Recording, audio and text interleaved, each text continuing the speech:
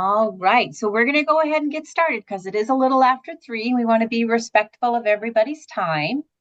So we have I think David, you are our second guest speaker. So thank you so much for joining us. Before we have your team take over, we're just quickly going to introduce our team, and then if you don't mind, you can introduce yours if that works. My name is Colette Sullivan. I am the Federal Programs Coordinator at the Office of Special Services and Inclusive Education.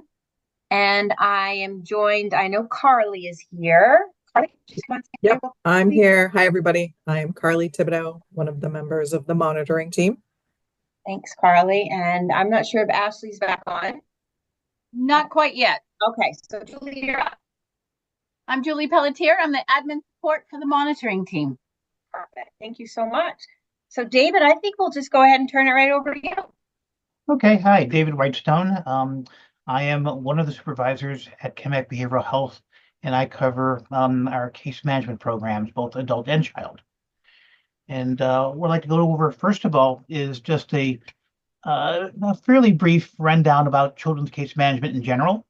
And then I'd like to take most of the time to turn it over for questions and answers around how case managers can be an assist, in the academic and classroom settings for your folk. So as we move forward. There. So in general, children's case management, we support parents in advocating for their children and helping address a number of different issues. And before I get too much into this, is this PowerPoint going to be available to the people who are registered?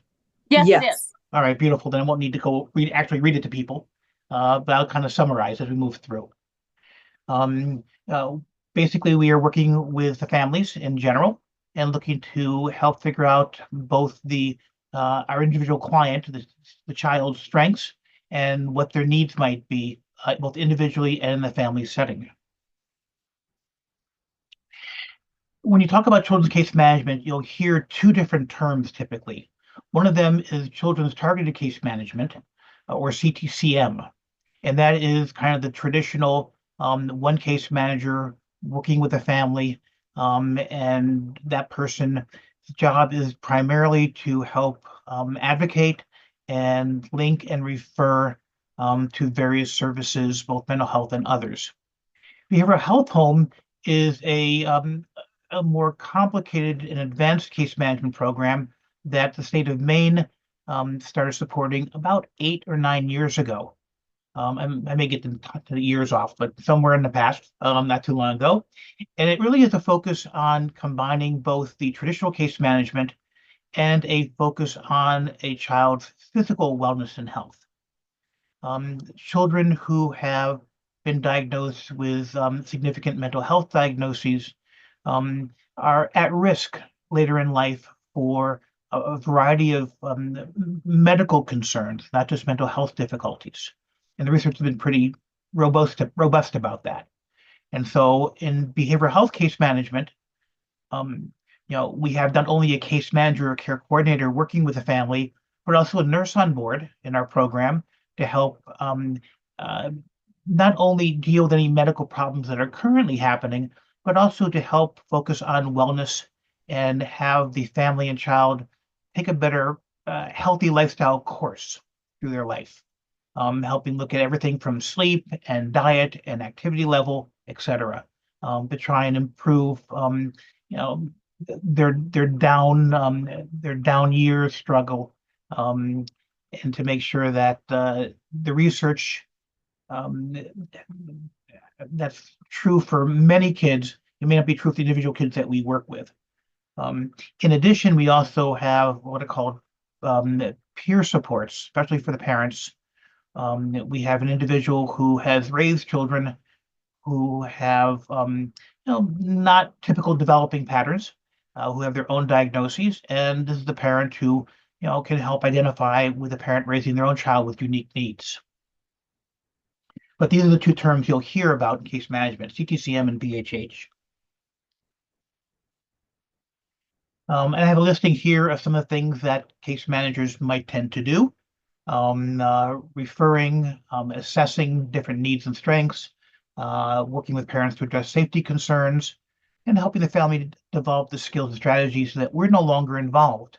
So part of our job is to, work ourselves out of the job, and you've probably heard that phrase before, but really want the parents to be able to take over for the needs of their child.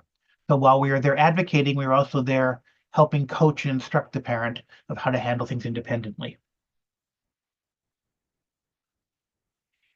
To qualify for case management services as a child, we work with kids up until the age of 21.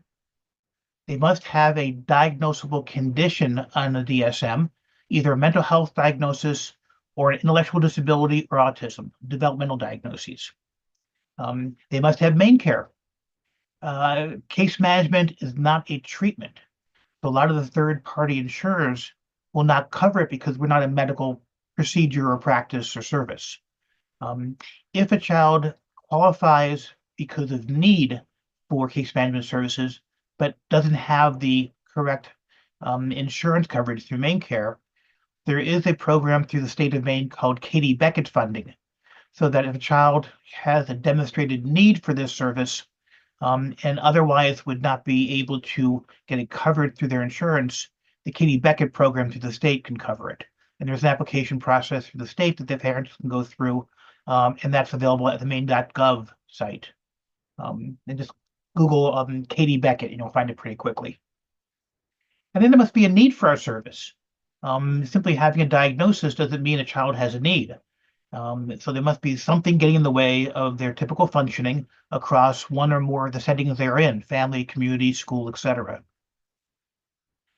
For our own program, we cover within a 30-minute travel of any of our major sites.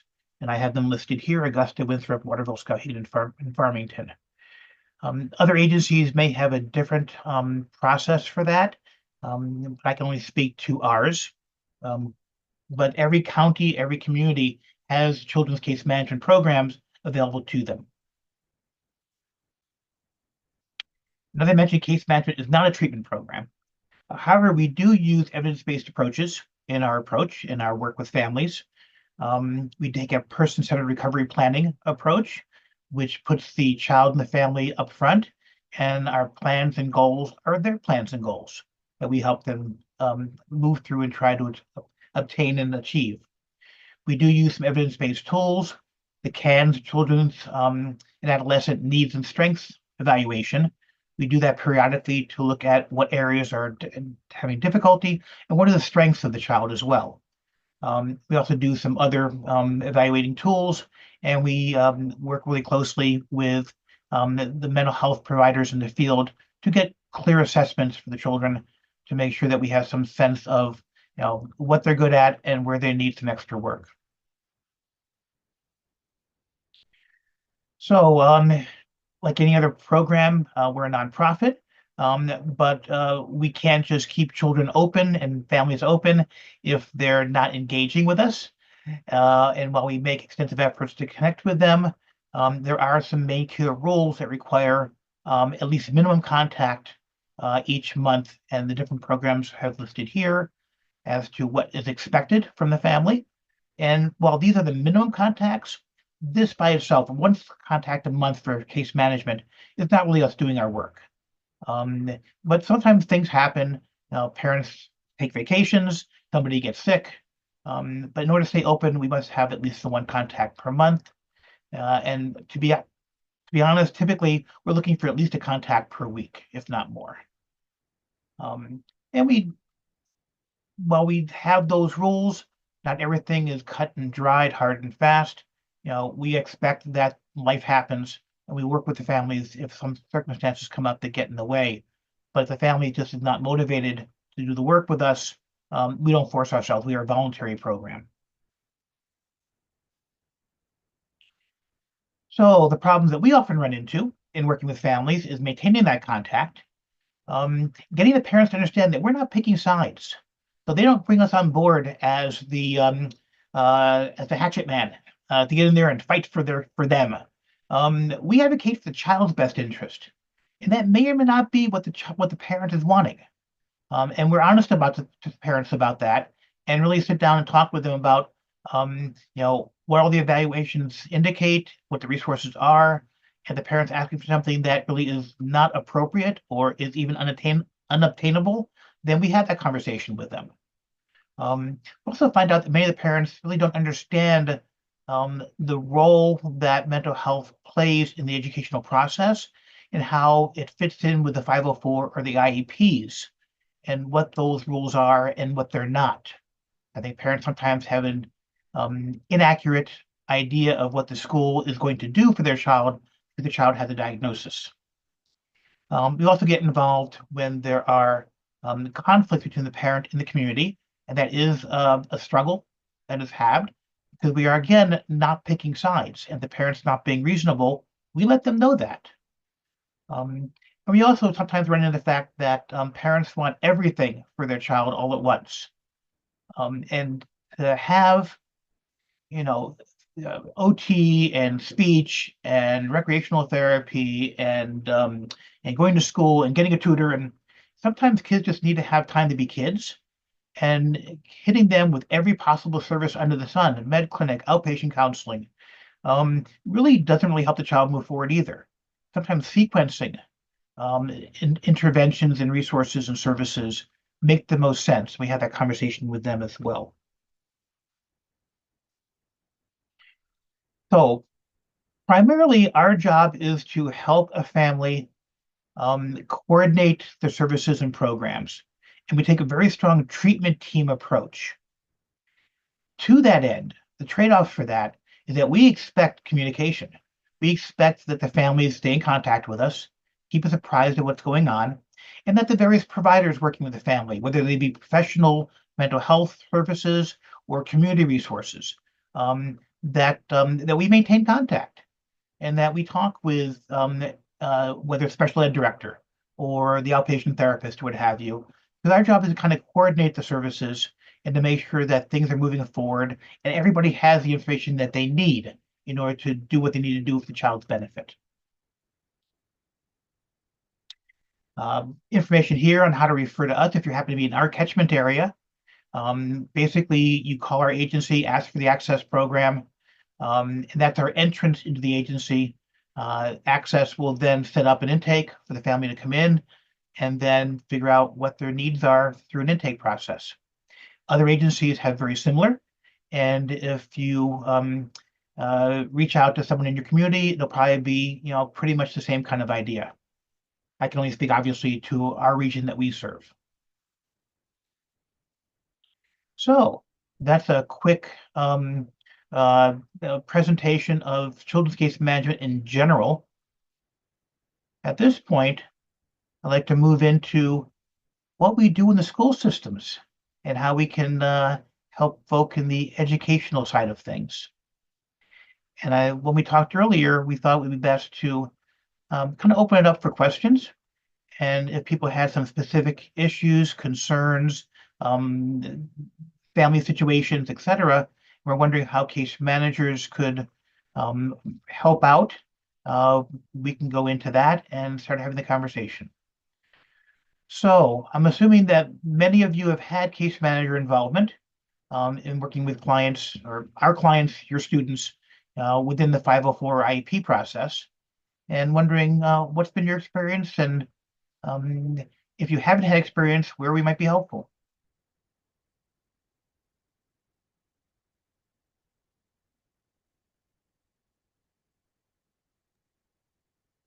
And that would be your cue to come on with questions. Absolutely. Feel free to come right off mute.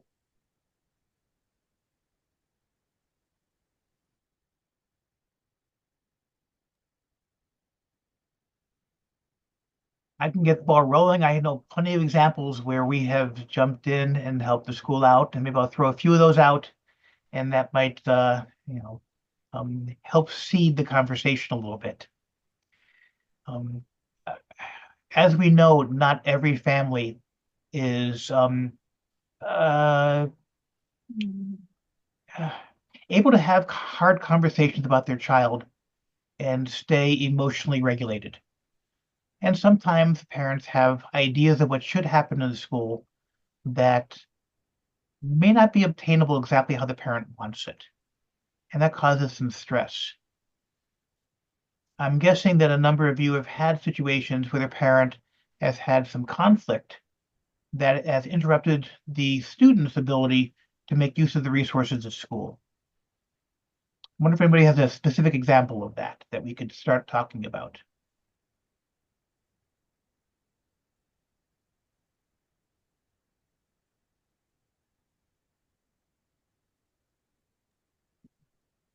By a group today. Seems to be. Well, when we have parents that are in conflict with the school, we can often act as a mediator, a go-between, in helping set up a communication pattern between the school and the parent. If the child's struggling, we need that communication between the school and the parent, obviously, to keep both parties involved and apprised of what's going on in both settings. Things that happen in school affect the family, and things that happen in the family naturally and of course affect the child's performance and involvement in school activities. If there's some hostility from the parent for whatever reason, that process gets sidetracked, and we can work with the school and maybe finding an individual that the parent seems comfortable with, making them the point person, helping develop a communication log going back and forth. Can even act as a middle person if need be. Although we tend to avoid that if we can, because we don't need to be having another opportunity for telephone tag and misunderstanding, and adding a third party in between the communication. But if necessary, we certainly can do that.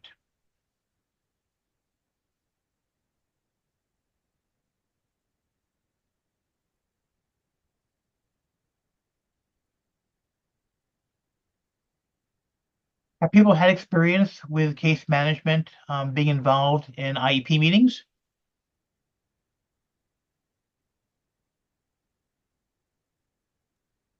I have never had that experience when I was teaching. That was never something that I had any experience with. Okay. If we have a child that has a mental health issue that is actively interfering with their able to make use of the school setting, either academically or in their social emotional growth, I know that the education or special ed and the teachers, do a nice job with the academic material, but sometimes they're not as informed about symptoms of mental health problems and how to accommodate them in a classroom.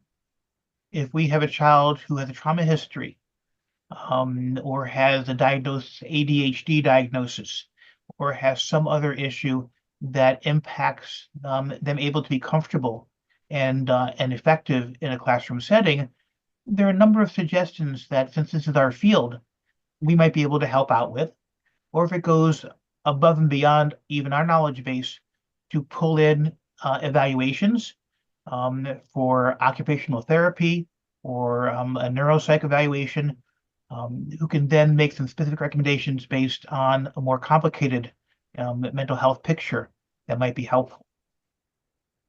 And that could be anything from preferential seating, near close by the teacher, all the way to extra time on exams and papers if they have attentional issues, to dimming the lights and making sure that the noise in the classroom, doesn't get to the point where it's too distracting, or even for some people, aversive for them, where they need to kind of escape the classroom and go somewhere else. Realize we work with kids from birth on up. So we have children that are just entering school, preschool, kindergarten, all the way up through kids in high school. And we see different kinds of needs and different kinds of interventions as we work through the lifespan of individuals. And so the interventions will need to be different. If we have a 6-year-old with a hard time sitting still in the classroom, and is very fidgety. We look at that very differently than if we have a 16 or 17-year-old who's having a hard time paying attention. And sometimes figuring out what the issue is necessary before you can figure out how to fix it. And simply looking at a consequence of the behavior, a punishment of some kind, isn't really going to address the problem if it's something that's more biologically based in that child.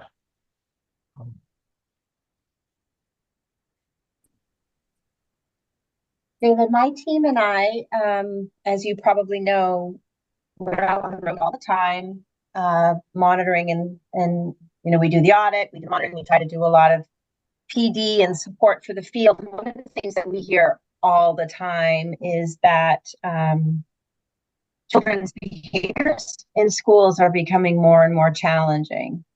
That teachers are really seeing behaviors that they haven't seen before, or they're far more extreme than they've been in the past. Is that something that you see or have had experience? Yeah, we have as well. And I think there are many reasons for that.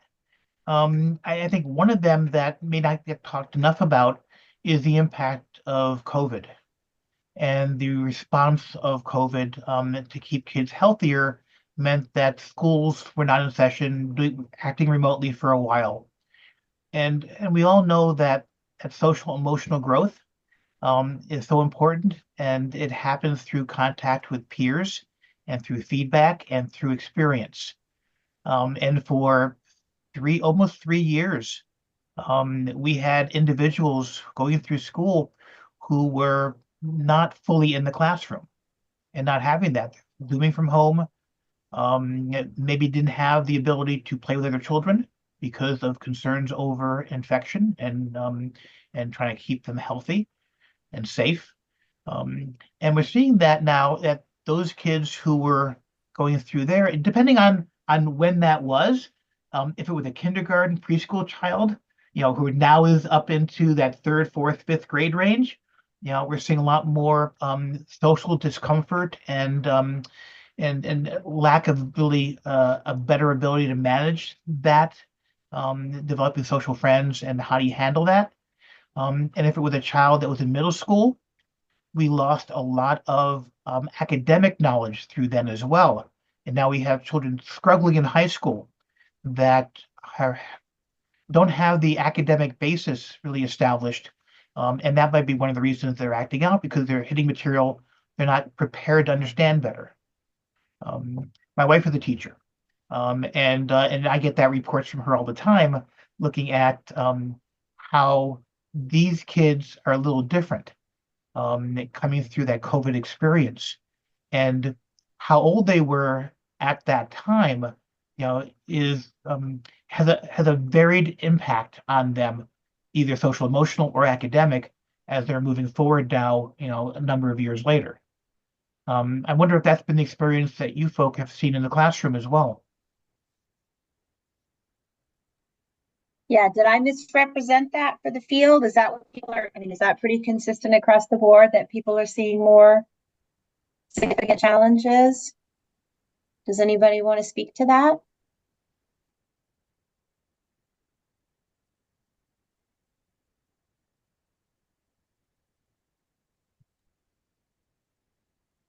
In addition to the COVID impact, I also think that right now, and for a while, families have had greater hardship financially.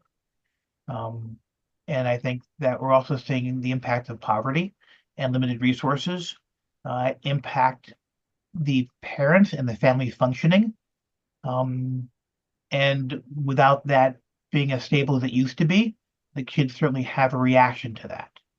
And I think that we are seeing a lot of kids who have had a variety of parenting approaches, some of which may not have been as effective as we would have liked, because of the understandable struggles people have had with surviving, especially the clients that we serve.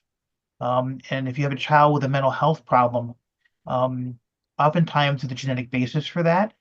and we see the same kind of issue sometimes in the family of origin. And so everybody's struggling. And when we're all struggling to get by, sometimes the better parenting is not coming up as we'd like. Paula. Hi, everybody. I'm Paula Erickson. I'm a children's case manager with Kennebec Behavioral Health in Farmington. I'm also in like Madison and Anson school districts. David, thank you for what you just said. That, sometimes there's a basis of genetics, socioeconomic status, and it's kind of that cycle, right?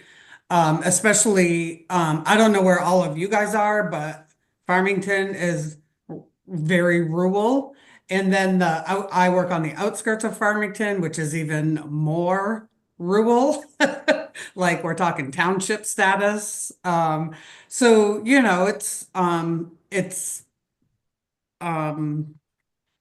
let me choose my word. I was gonna forget it. What I wanted to say was, with the IEP, when I go to IEP meetings, what I hear a lot from parents who have kids in the special education system and say they're getting up there, right? They're in seventh, eighth, ninth, 10th grade. And when they're getting frustrated, they'll say, but the school's just pushing them along. The school's just pushing them along. The school doesn't even want to deal with them anymore. They're just pushing them along. Next grade, next grade, next grade. And they're only at a third grade level. So I find myself often trying to explain to parents, well, remember, your child is, say they have an intellectual disability. Like they are at a third or a fourth grade level, and the reason they move on to the next grade is because they've met the standards of the level of where they're at. And I think it would benefit me for parents to hear that more from school, from school staff, from the IEP team. Because I think parents just have a hard time grasping that the kids with the lower academic or cognitive functioning with those delays, whether it's intellectual or, their mental health diagnosis is keeping them from, obtaining, retaining, that information. They might graduate high school with a fifth grade reading level because of the different barriers that they face or that are genetically in them. They're not going to keep your child in school until they're 25 years old and maybe they reach like a 12th grade reading level. I'm sorry, I feel like I'm not expressing myself very well. It's a very drab day out there, as I'm sure as all you know.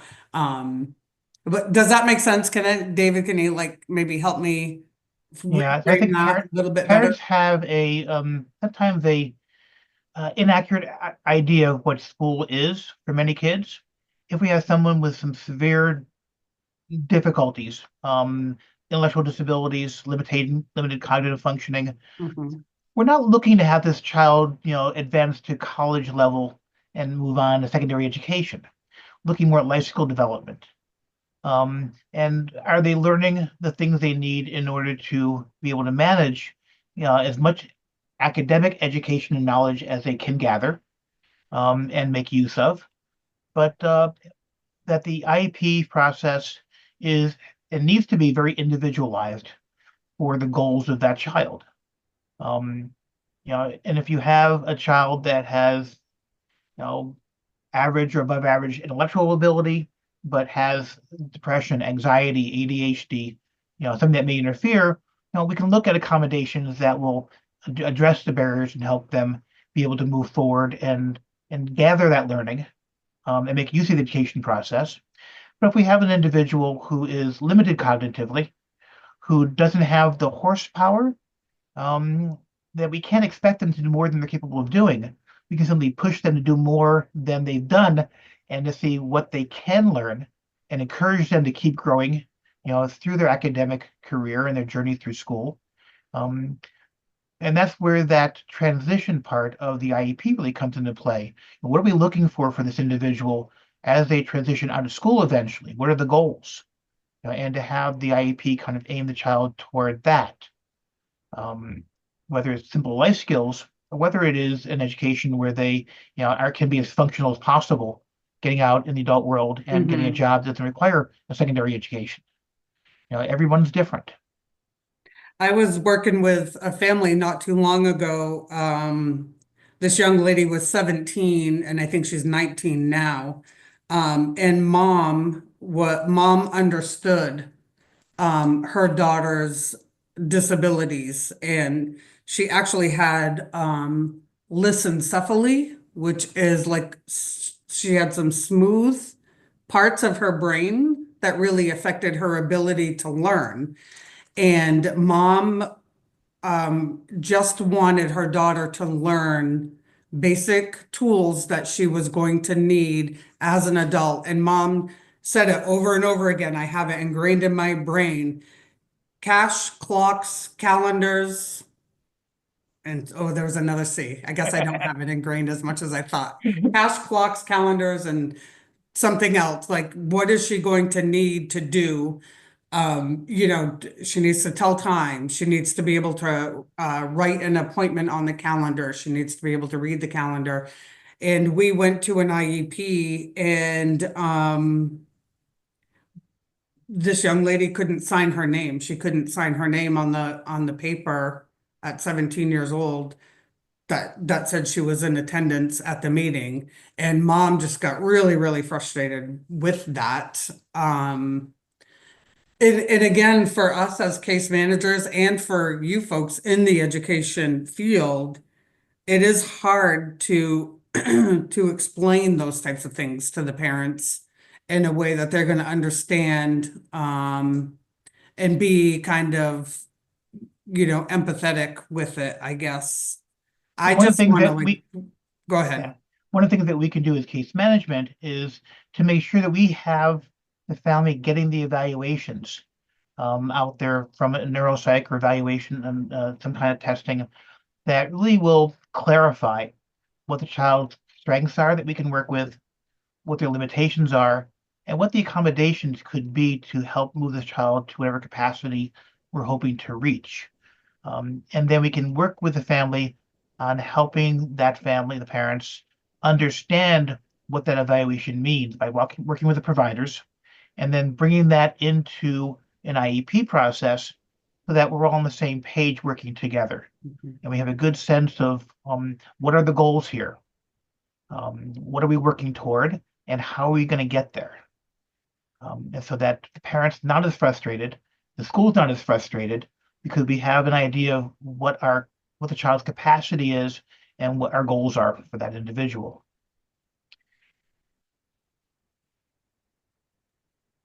Thank you. We also have a number of people that we work with who have mental health diagnoses, anxiety, depression, autism, eye functioning, all the kind of term we PTSD. use. Yeah, trauma, a lot of trauma, unfortunately, that may impact their comfort and their ability to attend to a classroom setting. And sometimes there are specific interventions and accommodations that can be done that don't cost a lot of money, don't disrupt the classroom, and we can help both the teachers and the family kind of brainstorm based off, our involvement with the other providers working with that family, to bring those suggestions, to the table and to process what would work and wouldn't. As part of our job as a coordinator of services for an individual, and we do talk with an outpatient therapist. We do talk with medication clinics and psychiatrists. We talk with occupational therapists, and they all those different fields have a perspective, a lens they look at a child through, and all have different kinds of interventions and suggestions based on their expertise. And while it is unusual to get all those people to an IEP meeting, we can gather that information from them and bring it to the team so the team can have that information up front to kind of work through it and figure out what's workable and what makes sense.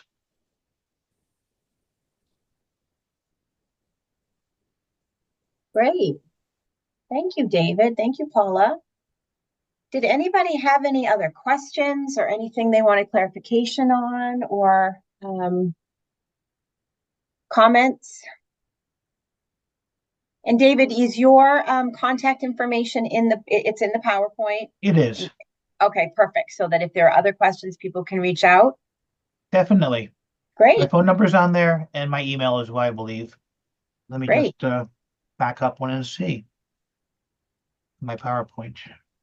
I just wanted to say one Yes. other thing, like schools have been very, very creative with kids who have an IEP, and I really do appreciate that.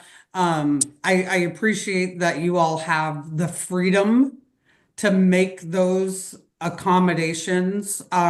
Especially since COVID, I've seen schools really, really just try really hard to be creative with some of the different accommodations and things like that. So I just Speaking of wanted to creativity, say one of the things I Yeah. thought I wanted to mention today was, one of the problems that we see frequently, and that was mentioned to me that you guys might as well, is attendance and how we can get kids to show up Yeah. at school, Mhm. either because of transportation issues within the family, resistance of the child to going, and you can't just pick up a 15-year-old and frog march them in the classroom. Parents can't do that. Yes, it's a term, Amber. No, Amber, they can't. I'm gonna need a demonstration of that term when I get back to the Yeah, office tomorrow. I want to see a frog march. yeah, Amber, I'd never heard that either. That's good. So, Showing my age. I'll demonstrate for you later, but you won't be happy with it. well, I appreciate you sharing that with that you shared that, Paula. I mean, we are out on the field. We are in the field all the time, and I second your sentiment. The field is working so hard, and they are exceptionally talented and so creative. And despite the challenges, I am in awe every single day of the amazing stuff that's going on. So I'm glad that you're seeing that as well. Yeah. Absolutely. And if we have a family that can't get the kid in the classroom, then obviously the teachers, special ed directors and such, they can't do their work either. And so to brainstorm with the family and to figure out, what could work, whether it's a partial day, whether it's coming in after the buses have come in, so there's not all the chaos of that initial transition, which can throw a lot of kids off, or leaving early because of, again, the chaos at the end of the day, which can throw kids off. And some kids can't tolerate that. But to be creative with that, to look at partial days, to look at how we stepwise that into, again, making it more in time into finally getting into a full day. I've seen some really creative things at schools. And we can be that conduit to the parents to make sure that we're hitting the problem areas of doing that. Transportation is a big one. Getting the kid woken up. If a child comes up and doesn't want to go to school because they're up until 5 a.m., online, we can work with the parents on brainstorming how we can gain better control over the internet while they're home to reduce that addiction of staying up all night on social media. And so part of the problem is trying to figure out what the cause is. Why is the child not coming in? Are they being bullied?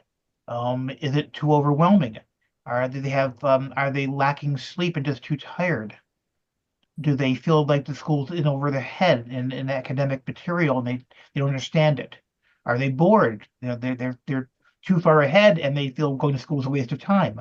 I've seen all of these, and they all require a different kind of intervention. And that's something we can work with the school on in order to make sure that we're getting it both from the school side and see what interventions we need to do on the family side, when it's outside your element. If Great. that makes sense. Thank you. Yeah. Amber. There's also two other things we can do to help as well. Almost all of my 30 kids that I see on a regular also see our med clinic. And I know there's very limited psychologists that travel all over the state of Maine for the IEP testing. And a lot of our kids have that basic testing done through our med clinic that with the parents' permission and the release form, we can share their psychological evaluations to keep it from holding up the process of getting them some help. Because a couple of schools say we only get a psychologist every 6 weeks, so we can't schedule any meetings till they come up. And the other side of that is, I'll give you a quick example. I have a mom who's very angry with the school right now because her son comes home and says he's getting bullied every day. And I reached out to the teacher and I said, hey, can you give me an update? I've been in this school with this kid for a year. And she says, he is the bully. And because I had to run buffer between mom and the school because she was calling angry every single day that her son was getting bullied, she never thought to stop and ask, like, what's going on in the school. She just called and was super angry. And when I sat down with mom with the teacher's reports, like on paper in front of me, she's like, I had no idea. And I said, a lot of the moms are, especially when they're raising them by themselves, are very mama bear, protective, believe everything their kids say. And the poor teachers get bombarded with angry moms and they have no idea what's going on.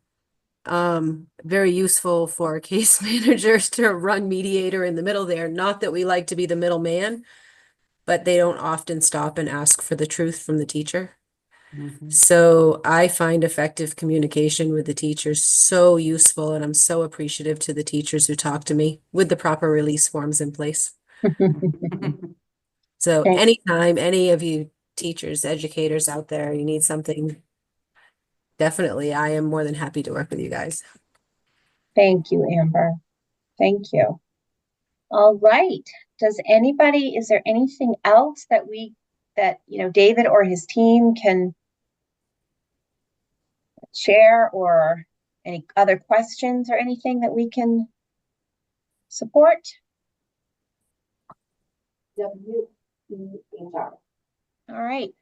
Well, David, your info is in the PowerPoint and everybody here has been given the PowerPoint. This will be recorded and Julie will work her magic to get it up on the website.